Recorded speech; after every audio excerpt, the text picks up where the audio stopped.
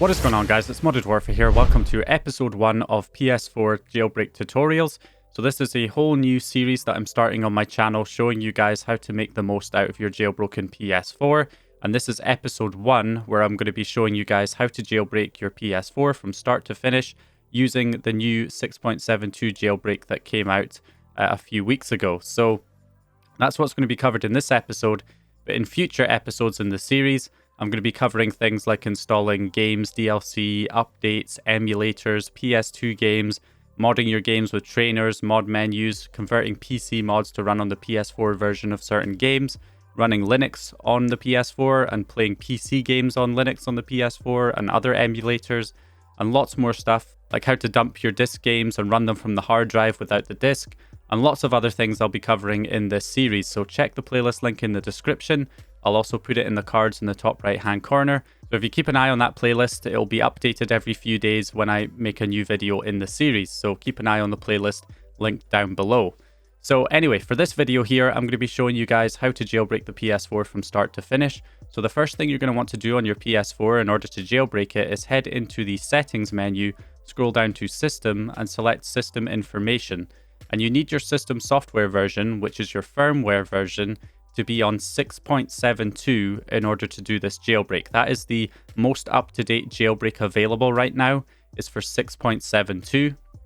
Unfortunately, if you've updated past 6.72, you're not going to be able to do the jailbreak. Unfortunately, there's no way to downgrade your firmware version. Changing the hard drive, factory resetting the console does not allow you to downgrade your system software version.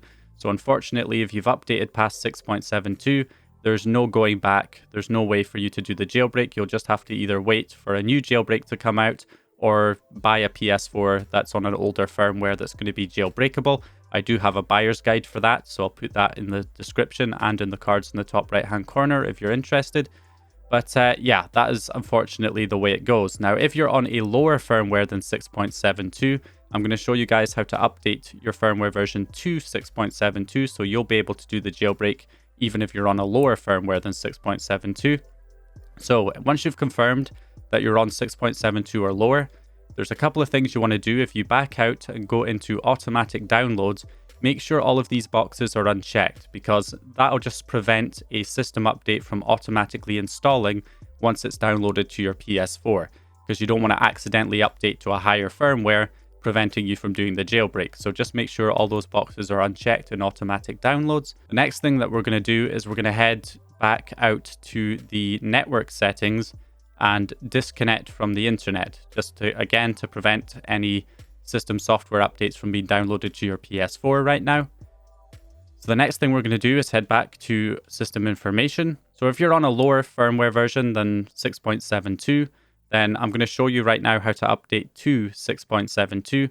But of course, if you're already on 6.72, then you don't need to do this step. So I'll put a timestamp on screen right now that you can use to skip this section. There'll also be time codes in the play bar and in the video description. So you can just skip this section if you're already on 6.72. But if you're on a lower update than 6.72, stay with me here so I can show you how to update to 6.72. So in order to update to 6.72, you're going to need to get a computer and head on to this website here, sce.party, or this website right here. Either one of these you can use to download the 6.72 update file. So we're going to go to the firmware section on sce.party, and we're going to go to system. We're going to select firmware version 6.72, and then we're going to click download, and that will take us to a mega link that we can use to download the update file. If you're on the other website, then just scroll over until you find 6.72. Went one too far there. There we go. 6.72. Select that option. And then it'll take you to a download link you can use to download the update file. So once you have the update file downloaded, like I do right here, the next thing we're going to do is grab a USB drive. And you want to make sure that that USB drive is formatted in either exFAT or FAT32 format. So right click on it and go to properties, and make sure the file system says exFAT or FAT32, because if it's something else like NTFS, then it's not going to be recognized by your PS4. So what you need to do is reformat it. If it is in NTFS or some other format, then you can back up all the data that's on the drive, because formatting it will erase the drive, and then right click and format your USB drive. and format it in exFAT or FAT32 format, whatever option you have. Click Start, and that will reformat it in the correct format. You can use an external hard drive or any USB storage device as long as it's in exFAT or FAT32 format. So we're going to go into that USB drive. We're going to create a folder in the root of the drive called PS4 in uppercase characters. Then inside that folder, you're going to create another folder called Update, which is also going to be in uppercase characters. And then you're going to drag and drop your PS4 update file into that folder. Now you need to make sure that the update file is called ps4update.pup. Again, all in uppercase characters. The file structure has to be exactly like this. If there's anything wrong, then the PS4 is not going to detect the update. So you need the PS4 folder in the root of the drive, then the update folder, then the update file inside, and they all have to be named correctly in uppercase characters. Otherwise, it's not going to get detected. So once you have that done, we can then eject the USB drive from our computer and plug it into our PS4. Okay, so back on the PS4 with the USB drive plugged in, we're going to go back out to Settings, and you're going to look for System Software Update and select that option. And you should get the notification of the 6.72 update being there on the USB and ready to be installed. So that is why we disconnected from the internet, because if you are still connected to the internet, then it's going to try and get the latest update from PlayStation Network, which is going to be higher than 6.72. So you don't want to install that. That's why we disconnected from the internet, so that the PS4 will only find the update that we put on the USB drive. So that should be 6.72. So just click OK and start installing the 6.72 update. Now, if you're on a previous jailbreak, like the 5.05 jailbreak, and you get an error message when you're trying to install the update, it's probably because you still have the update blocker installed on your 5.05 jailbreak. So you'll have to go back to your 5.05 WebKit exploit and run the enable updates payload, which will allow you to then install the update off the USB drive. That's something you might run into on a previous jailbreak. But if you're not on a previous jailbreak, then that will not be an issue for you. So once the update is fully installed, it'll reboot your PS4 a couple of times, and then it should boot you back here to the home screen. So once you're back after the system software update, just go back into settings and double check that you are indeed on 6.72 now. So once you're on 6.72, we can now go ahead and set up the jailbreak. Now the jailbreak is done through the WebKit, the web browser, because it's a WebKit exploit that gives you access to the kernel, and there's a kernel exploit that will allow you to essentially jailbreak your PS4. So in order to set that up properly, what we're going to do is head back to our network settings, select the connect to internet box now, and then set up your internet connection. Use whichever method you normally use, either Wi-Fi or LAN cable, and then we're going to do a custom internet setup. We're going to use automatic IP, do not specify DHCP. We're going to do a manual DNS setup. And then for the primary DNS, you're going to enter this address right here as your primary DNS, 165.227.83.145. And then for your secondary DNS, you're going to put in 192.241.221.79. Now these are Al-Azif's DNS addresses, and they will do two specific things. They will block all connections to PlayStation servers so that you don't constantly get pestered to do the latest system update whenever you launch a game or whenever you turn your PS4 on. It's not going to download the latest system update. So that's useful. Also, it will redirect the user guide page to the exploit page for loading the jailbreak. That way, if you don't have the internet browser app installed on your PS4, you'll still be able to access the exploit. So we're going to click Next and then do Automatic MTU, do not specify proxy, and your internet settings have been updated.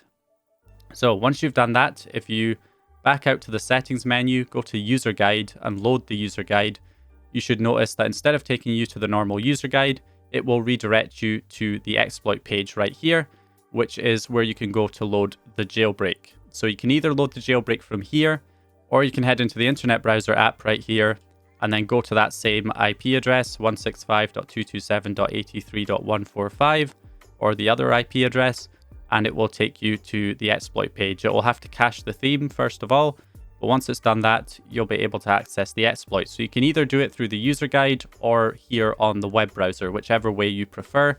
The user guide method might be a little bit better in some cases because the web browser can cache stuff that you load, and it has browser history and all of that kind of stuff that can use up some memory and cause some problems. So there are some ways to fix it. I prefer to use the web browser here because you can also access other exploit pages on other websites that might have more payloads available.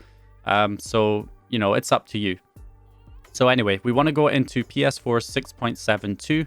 Now in the future, this might be renamed, so it's just called PS4 or something like that. You can check with the drop-down menu and go to About, and it'll tell you, you know, what firmware that section is for. So this is for 6.72, which is the jailbreak we're on. So we're going to go into PS4 6.72. Now all of these buttons right here, these are all payloads that use the jailbreak to do different things. So they all use the same jailbreak to do different things. The main jailbreak itself is called Mira. Mira contains the homebrew enabler payload, which essentially allows you to install third-party apps onto your PS4. It's the main jailbreak, but there's lots of other payloads here that do different things. Before we run Mira though, we should run the disable updates payload right here. Okay, so there we go. Updates have been disabled. I can press PS button to exit. So yeah, that essentially just stops updates from being downloaded to your PS4. So it stops the updates from being downloaded to your PS4. It's just another layer of protection to prevent you from accidentally updating your system software version and then not being able to do the jailbreak. So one thing you'll notice is when I go back on the internet browser here, it's going to try and reload the payload I was last on. So I have to quickly close out of that to prevent it from loading the disable updates payload again. Now, what I can do to prevent that from happening is I can run another payload called the history blocker, which will stop that from happening. So it'll just return me back to the normal landing page after I load an exploit. So that's the next payload that I recommend you run. Now, it is normal to sometimes get a system crash when loading these exploits, or a message that says the jailbreak failed and you have to reboot. That will change over time as the jailbreak becomes more stable. I'm recording this kind of in the early days of this jailbreak, so it's still a little bit unstable right now, but soon enough it will be more stable. In a few weeks' time, it should be a lot more stable than it is now, so just bear that in mind. So anyway, we can now press the PS button to exit, and we now have the history blocker enabled, so when I load the internet browser again this time, instead of taking me back to the previous payload I just loaded, it takes me back to this landing page. So we are good to go right here. Also, if you're running into the issue when you're loading the payloads of it constantly freezing or constantly hanging on a white screen and never progressing, or out of memory errors all the time and it doesn't progress after that, then it's probably because your browser's using up too much memory. So you can free up some memory in your browser by clearing your browsing history. So you can clear your browsing history, you can clear your cookies and your website data, and also uncheck allow cookies so that it doesn't store cookies in the first place.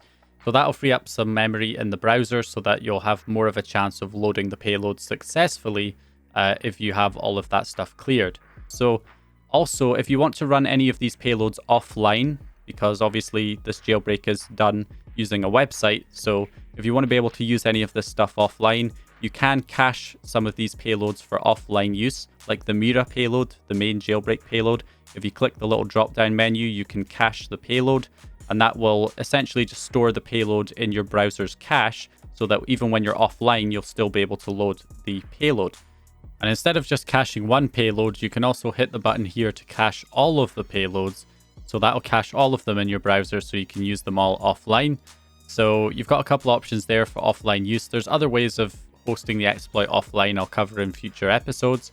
Also, I wouldn't recommend limiting yourself to offline use only to try and help prevent you from getting banned or something like that, because there's no risk really of getting banned anyway, because this exploit, this jailbreak, is on an older firmware, 6.72. You can't connect to PSN anyway on 6.72, so there's really no risk of you getting banned. So yeah, regardless of what people tell you in the comments. So yeah, don't limit yourself to offline use because you're worried about getting banned. It's really not an issue. So anyway, the last one we want to load right now is, of course, the Mira payload, which is the main jailbreak itself. So we're going to run Mira. There we go, jailbreak success, loading payload. And there we go. So we're waiting for clients, and then we should get another message that pops up that makes no sense. And that means we are now essentially jailbroken. So congratulations, you've now jailbroke your PS4. However, you may be thinking, okay, I've jailbroke my PS4, but everything still looks the same. Nothing seems to have actually changed. Well, if you head into the settings menu and you scroll down to the bottom, you have the debug settings right here. This is a new option that's been added when you run the Mira payload. And this essentially gives you a backdoor to be able to install third-party games and apps onto your PS4. So if you go into the debug settings, you've got game. When you run this, you'll get this error message. Just ignore it. It's not a big deal. And then you have the package installer. And this is what you use to install games and apps onto your PS4. So think of it kind of like when you have an Android phone, for example. If you want to install any kind of third-party games and apps that are not on the Google Play Store, then you can just enable apps from unknown sources and then install an APK file manually. That's essentially what we're doing here. We can put the actual installable files for games and apps onto a USB drive and install them via the package installer. So that's what I'm going to show you right now and how that works. So if I unplug my USB drive and plug it back into the computer. So on the computer here, I do have some files that I can install onto my PS4. Just as an example, I will be going into more detail on all this stuff in future, but these are basically fake package files, which means the files inside them are decrypted and they can be ran by the homebrew enabler, the Mira payload. They're able to run these package files because they're specially decrypted package files that allow jailbroken PS4s to run them. Again, like I say, I'll be going into a lot more detail on all of this and how all of this stuff works in the next few episodes. So keep an eye on the playlist link in the description for when I upload those videos. But just to show you how this works, so if I put these package files on the root of my USB drive right here, and now if I just go ahead and eject the USB drive, and I should be able to install those on the PS4. If I unplug my USB drive and plug it back into the PS4, I can then go into the package installer, and as you can see, the package files that are on the USB drive show up here, and I can go ahead and install them. Now, these are fake package files, which, like I said, means that the files have been decrypted. There's also retail package files, which are the normal kind of package files that your PS4 deals with, like when you download a game or a game update from the PSN store, or you have a game on a Blu-ray disc, you know, your retail disc, then those are retail package files, and normally they can only be ran on your PS4 if you have the license for that specific package file. Whereas fake package files, because they're decrypted, they don't really require a license, so you just need Mira or Hen payload to be running, and then they'll be able to run your fake package files. So retail package files you can't really run even on a jailbroken PS4 unless you have the legitimate license for that package file.